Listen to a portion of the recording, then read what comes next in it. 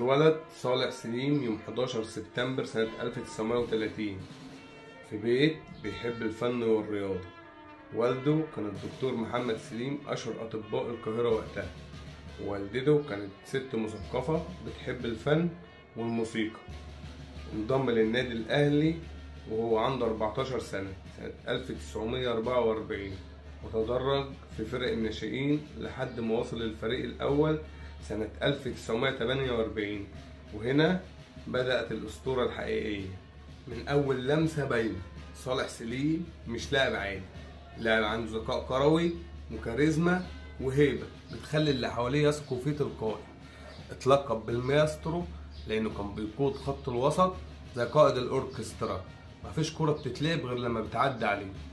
لعب مع الأهلي أكتر من 180 ماتش وسجل أهداف كتير، من أهمهم ال5 أهداف اللي سجلهم في مرمى الإسماعيلي سنة 1958 في ماتش انتهى 8-0، رقم عمره ما اتكسر.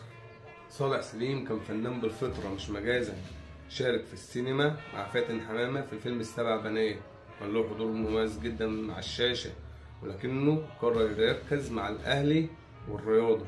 محبش يكون مجرد فنان مشهور، كان عايز يفضل رمز للأهلي وجماهيره. سنة 1980 تم انتخابه عضو في مجلس إدارة الأهلي، وبعد 5 سنين فقط بقى رئيس للنادي. صالح سليم رفض يطبل ورفض يساوم ورفض يدخل في أي حسابات غير مصلحة النادي، وأبرز إنجازاته كرئيس تأسيس قناة الأهلي، الحفاظ على هوية النادي، والجملة المشهورة اللي قالها الأهلي فوق الجميع ومفيش حد أكبر من الكيان. صالح سليم كان قائد حقيقي حتى خارج الملعب، ومن أشهر مواقفه لما رفض دعوة الملك فاروق لزيارة قصر عابدين بعد ماتش الأهلي والزمالك سنة 1948 بسبب اعتراضه على تدخلات الملك.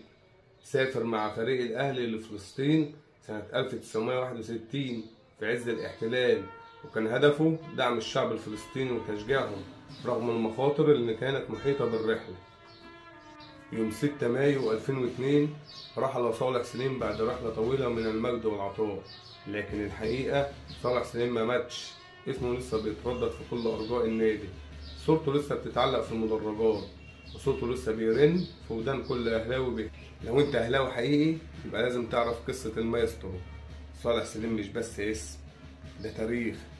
لو عجبتك الحلقة دوس لايك واشترك في القناة وفعل زر الجرس عشان يوصلك كل جديد من التاريخ أهلاوي.